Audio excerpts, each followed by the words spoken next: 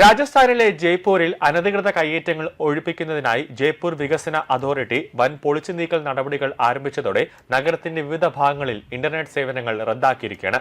ക്രമസമാധാനം നിലനിർത്തുന്നതിന്റെ ഭാഗമായുള്ള മുൻകരുതൽ നടപടിയായിട്ടാണ് ഇന്റർനെറ്റ് സേവനങ്ങൾ താത്കാലികമായി നിർത്തിവച്ചതെന്ന് ജില്ലാ ഭരണകൂടം വ്യക്തമാക്കിയിരിക്കുകയാണ്.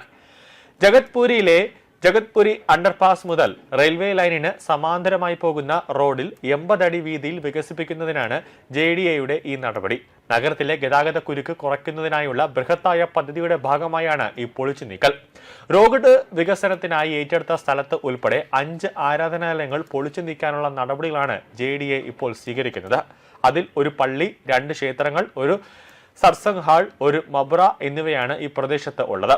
ഈ ഘടനകൾ സ്വയം പൊളിച്ചു നീക്കാൻ ബന്ധപ്പെട്ട കക്ഷികൾക്ക് നേരത്തെ നോട്ടീസ് നൽകുകയും സമയം അനുവദിക്കുകയും ചെയ്തിരുന്നു. എന്നാൽ അനുവദിച്ച സമയം കഴിഞ്ഞിട്ടും നടപടികൾ ഉണ്ടാക്കാത്തത് കൊണ്ടാണ് ഭരണകൂടം തന്നെ നേരിട്ട് പൊളിച്ചു നീക്കാനായിട്ട് JCBയും ഉൾപ്പെടെയുള്ള യന്ത്രങ്ങളുമായി എത്തിയത്. നടപടിയുടെ സെൻസിറ്റീവ് സ്വഭാവം കണക്കിലെടുത്ത് പ്രദേശം മുഴുവൻ ഒരു പോലീസ് കണ്ടോൺമെന്റായി മാറ്റിയിരിക്കുകയാണ്. വൻ പോലീസ് സന്നാഹവും കമാൻഡോസും രാജസ്ഥാൻ ആംഡ് കോൺസ്റ്റബിളുമായും ഉൾപ്പെടെ രാജസ്ഥാൻ പോലീസിന്റെ ജവാന്മാരും ഭരണനിർവഹണ ഉദ്യോഗസ്ഥരും സ്ഥലത്ത് ക്യാമ്പ് ചെയ്യുന്നുണ്ട്. ഇതിനിടെ അവശിഷ്ടങ്ങൾ നീക്കം ചെയ്യുന്നതിനായി കുറഞ്ഞത് 7 ബുൾഡോസറുകളും ഒരു എക്സ്കവേറ്ററുകളും ഒരു ഡംപറുകളും സ്ഥലത്ത് എത്തിയിട്ടുണ്ട്. ജയ്പൂരിൽ ഇന്റർനെറ്റ് സേവനങ്ങൾ നിർത്തിവച്ചതിനു പുറമെ ഓപ്പറേഷൻ നടക്കുന്ന മേഖലയിൽ വീഡിയോഗ്രാഫിയോ അല്ലെങ്കിൽ ഫോട്ടോഗ്രാഫിയോ കർശനമായി നിരോധിച്ചിട്ടുണ്ട്. JDAയുടെ നടപടികൾ ആരംഭിക്കുന്നതിന് മുമ്പ് തന്നെ പ്രദേശം മുഴുവൻ പോലീസ് വളഞ്ഞിരുന്നു. പൊതുഗതാഗതം തടയുന്നതിനായി പ്രധാന വഴികളെല്ലാം ബാരിക്കേഡുകൾ സ്ഥാപിച്ചു.